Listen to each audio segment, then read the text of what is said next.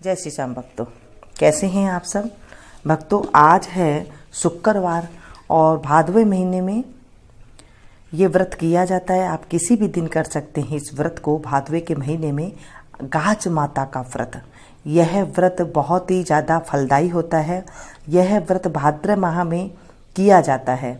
किसी का पुत्र पैदा हो या फिर पुत्र का विवाह हुआ हो, उस वर्ष भादवे मास में किसी दिन शुभ दिन देखकर गाज माता का व्रत का उद्यापन जरूर करना चाहिए। 7 जगह पर 4-4 पूरी और उसके ऊपर हलवा रखकर उस पर कपड़ा और रुपया रख दे। एक जल के लोटे पर साथियां बनाकर 7 दाने गेहूं के हाथ में लेकर गाज माता की कहानी सुननी चाहिए। इसके बाद सीरा पूरी ओढ़ना पर हाथ फेर कर सासू जी को पैर छू करके उन्हें देना चाहिए। बाद में लोटे के जल से भगवान सूर्य को अर्घ देना चाहिए। इसके बाद 7 ब्राह्मणियों को भोजन कराकर दक्षिणा देकर स्वयं भोजन करना चाहिए। गाज माता की व्रत कथा। पुराने समय में एक राजा के कोई संतान नहीं थी। राजा रानी संतान के न होने से बड़े दुखी थे। एक दिन रानी ने गाज माता से प्रार्थना की कि अगर मेरे गर्भ रह जाए तो मैं तुम्हारे हलवे की कढ़ाई करूंगी। इसके बाद रानी गर्भवती हो गई।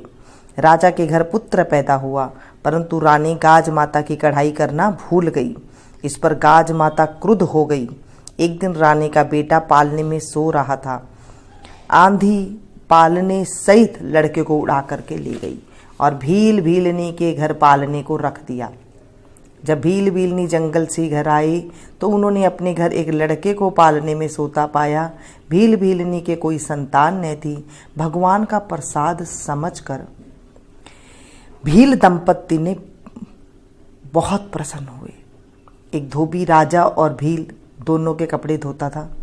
धोबी राजा के महल में कपड़े देने गया तो महल में शोर हो रहा था कि गाज माता लड़के को उठाकर ले गई। धोबी ने बताया कि मैंने आज एक लड़के को भीलनी के घर पालने में सोते देखा है। राजा ने भील दंपत्ति को बुलाया। भील दंपत्ति ने कहा कि हम गाज माता का व्रत करते हैं। गाज माता ने ही हमें बेटा दिया है।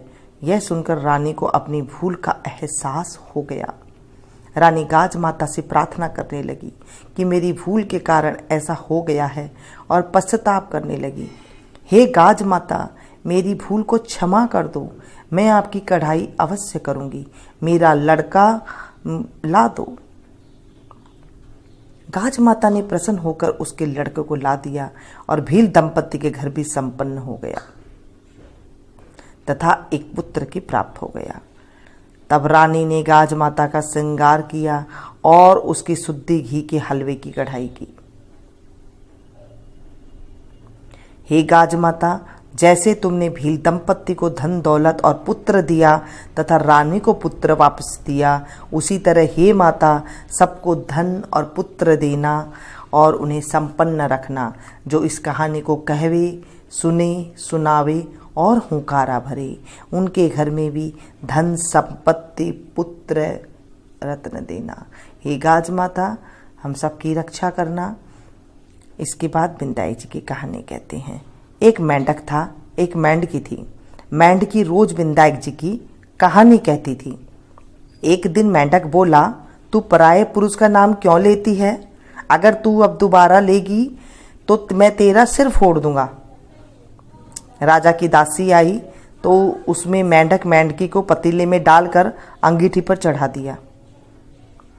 तब दोनों सिकने लगे तो मेंढक मेंढकी से बोला, बहुत कष्ट हो रहा है, तू अपने बिंदाई जी को याद कर, नहीं तो हम दोनों मर जाएंगे।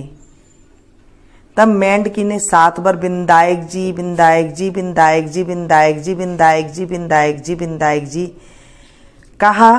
तब 2 सांड लड़ते हुए आए और पतीले को गिरा दिया। मेंढक मेंढकी बहते हुए तालाब में चले गए। हे गणेश जी महाराज, जैसे मेंढक और मेंढकी का दुख दूर किया, वैसे सबका करना, मेरा भी करना। कहते सुनते सब हुंकारे भरते का, सबका कष्ट दूर करना, हमारा भी कष्ट दूर करना और मेरे सारे परिवार का भी कष्ट दूर करना। हे गणेश जी महाराज की जय, गाज माता की जय। दोस्तों, ये थी गाज माता की छोटी सी कहानी। भाद्र के महीने में किसी भी दिन आप उद्यापन कर सकते हैं। पुत्र हुआ है या फिर पुत्र का ब्याह शादी करिए या फिर पुत्र की कामना हो या निसंतान दंपति हो तो आप इस तरह से पूजा और मन्नत मांग सकते हैं, तो हमारी मनोकामना पूरी हो जाती है। ये छोटी सी कहानी पसंद आए तो प्लीज़ एक लाइक ज़रूर दीजिएगा। इसे ज़्यादा से ज़्यादा अपनों के साथ शेयर कीजिएगा। पता नहीं किसी को किस चीज़ की ज़रूरत पड़ जाए। और आज के दिन मैंने आपको गाज माता की कहानी सुनाई है, इसे आप जरूर औरों के साथ भी शेयर करना, ताकि जब हम किसी को कथा सुनाते हैं, सुनते हैं, हुंकारा भरते हैं ना, कुछ भी करते हैं हमारी कथा में से हम सुनाते हैं तो भी हमें अमोघ फल की प्राप्ति होती है और हमारे खाते में पुण्य की प्राप्ति हो जाती है। तो मिलती हूँ फिर से एक नई जानकारी के साथ नई वीडियो में। तब तक आप लोग देखते रहिए मीनू संगीत। Thank you.